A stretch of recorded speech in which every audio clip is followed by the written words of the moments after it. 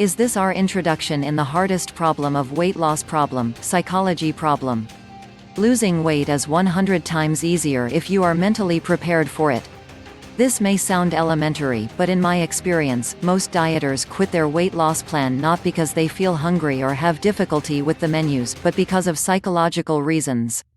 Either they become bored, or dissatisfied with their rate of weight loss, or suffer a momentary lapse and become overwhelmed by guilt, or feel too deprived to continue.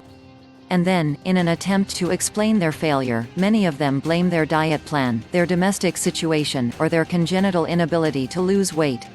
This process often repeats itself. As a result, some dieters can spend years unsuccessfully trying to lose weight, without ever realizing the true cause of their difficulty.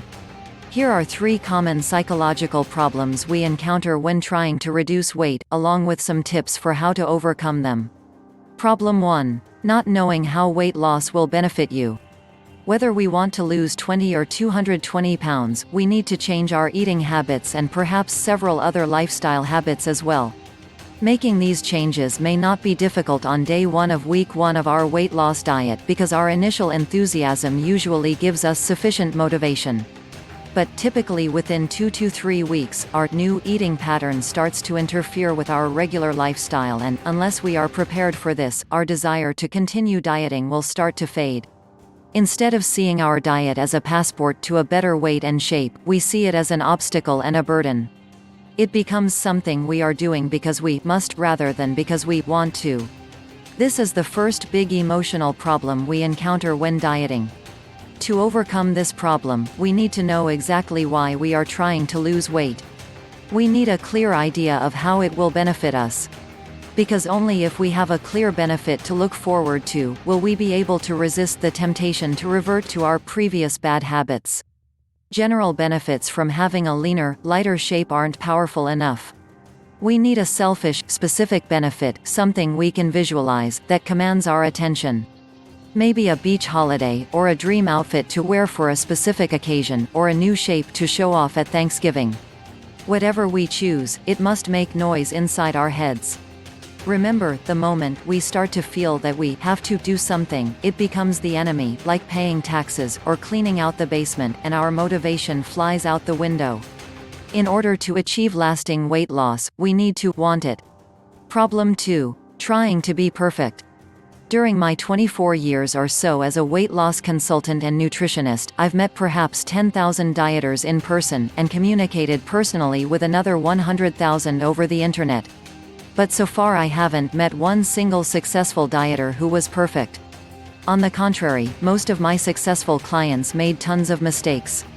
They had bad days, bad weeks, even whole months, during which they went completely off the rails.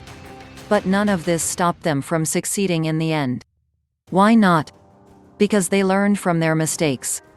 And let's not forget, most of our self-knowledge comes from the mistakes we make, not our successes. Unfortunately, many dieters insist on trying to be perfect.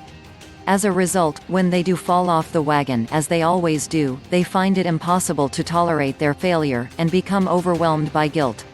So even though their lapse might have been relatively trivial, a weekend binge, they go to pieces.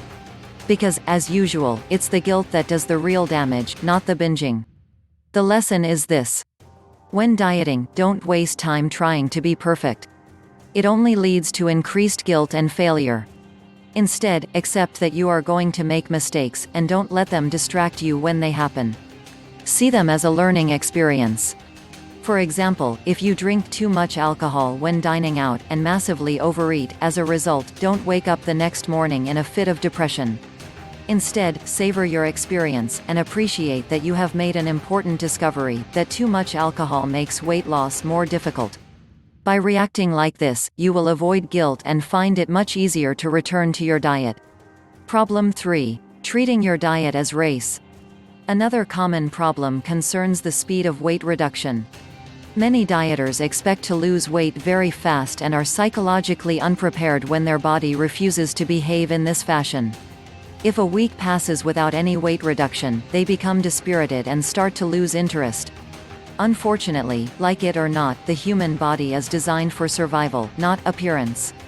Therefore it has no interest in shedding body fat, which it sees as an important source of energy during times of famine. As a result, the maximum amount of fat we can lose in a week is about 3 pounds, while someone who is less than 30 pounds overweight may lose about 1 pound.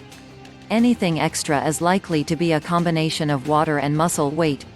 To overcome your impatience and maintain steady weight loss, stop thinking of your diet as a race.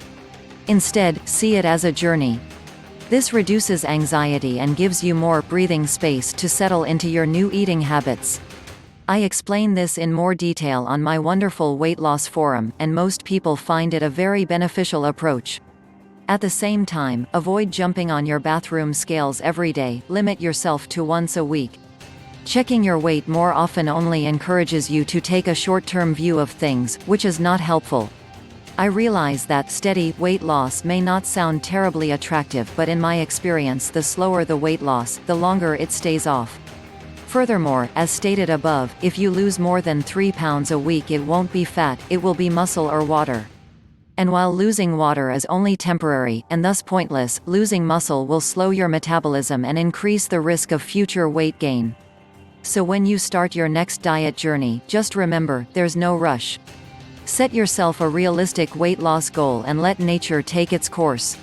For example, if you weigh 200 pounds and are aiming for 150 pounds, allow yourself 6 months to reach your destination.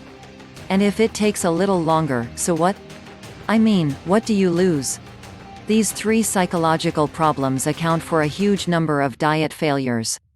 Mastering them will definitely enhance your chances of losing weight.